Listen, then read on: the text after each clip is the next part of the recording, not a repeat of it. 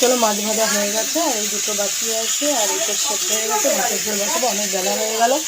আর এই যে দিদির ননদ এসছে, দিদির ননদকে একটা মাছ ভাজা দিয়ে ভাত দিলাম, খাচ্ছে।